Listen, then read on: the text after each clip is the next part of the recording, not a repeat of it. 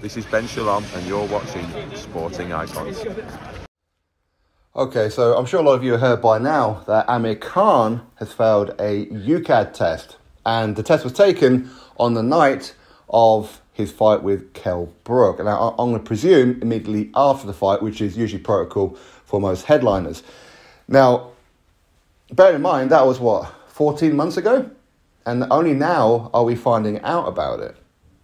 What makes it worse is that Ben Shalom, boxer, the promoter of that particular fight, has only just found out today as well. That is ridiculous, right?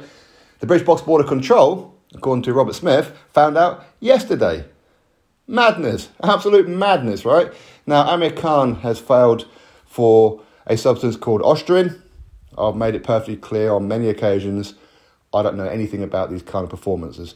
Okay, these enhancers. I don't know anything about these substances, all right? So I'm going to be relying on a lot of you as to what exactly that it does. But clearly, whatever it does didn't help Amir Khan, right? Now, Amir Khan, he's claiming that it could be a contamination of something that is ingested, or it could be a case of he's picked it up while shaking people's hands. Again, that's down to some of you who would know a lot more about it than what I do. But they've given Amir Khan a 2-year ban. Now, basically, he's already served a year of it because he's been out the ring since that particular fight, okay? He's retired. Now, UKAD informed Amir Khan, if I read this correctly, in April.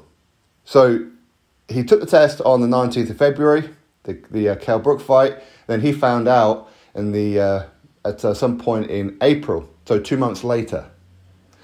He retired, if I've got the timelines correct, in May. So basically, Amir Khan found out that there's an adverse finding, then he announces his retirement in May.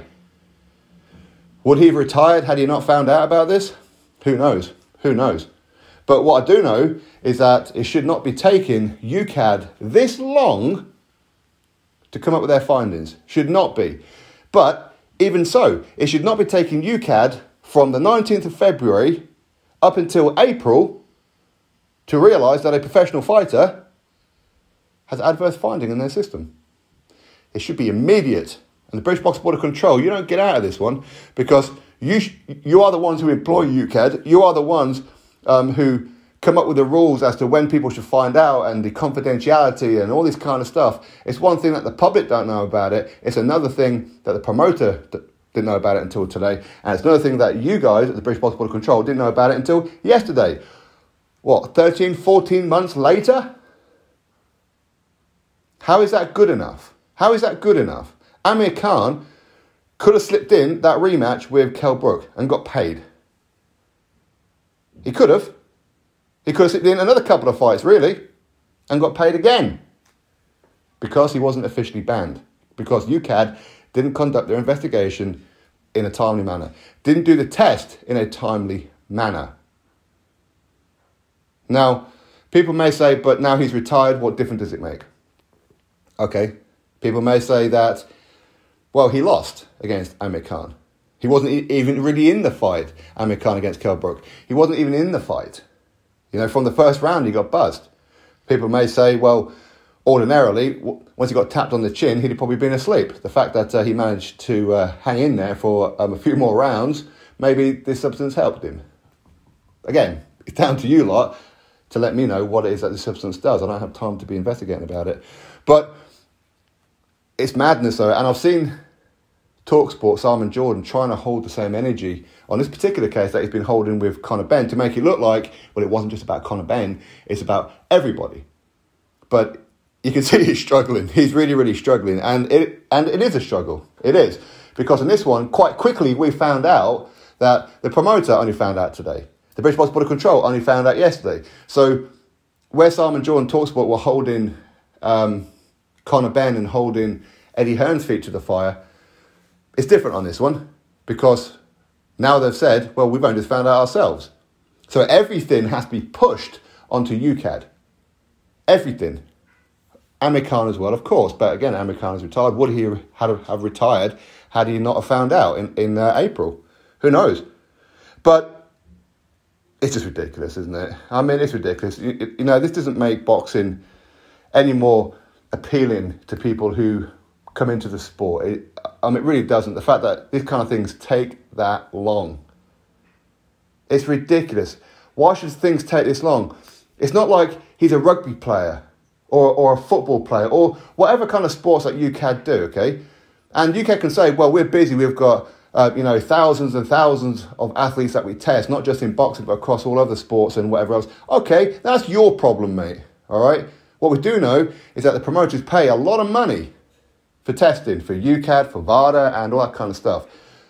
People expect a timely turnaround. This is not a timely turnaround, much like it wasn't with Zolani Tete, much like it wasn't with Conor Benn and many others. And people like UCAD can say about the confidentiality of it all, the fact that we haven't found out. Well, okay, confidentiality, you've all known about this for a year, as in Amir Khan, his team, and UCAD have known about this for the best part of a year. But yet, Dillian Whyte, instant.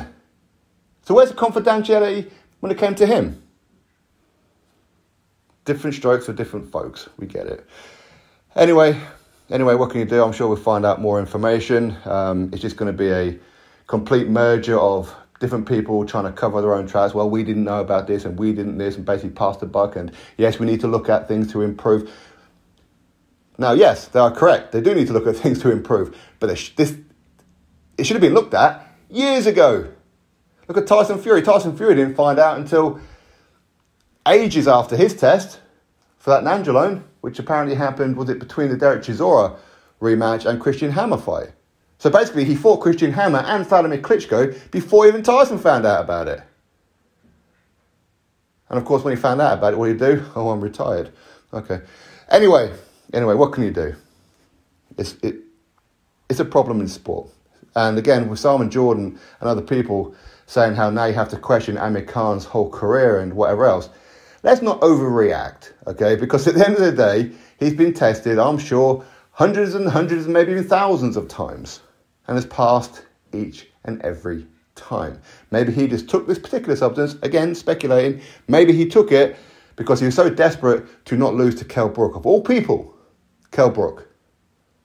Maybe he did something. Maybe it's something that he was given while he was over there in Terence Crawford's camp. I don't know. Who knows? Okay, who knows anything? Again, I'm not here to accuse anybody of anything. But what I do know is it shouldn't be taking this long. And to give him a 2-year ban, a ban for what? He's retired. You give him a 120-year ban if you want. He's retired. Trying to make an example. He is retired. What is the point? Anyway, my thoughts. Drop me yours. Click thumbs up, subscribe. Catch you next video.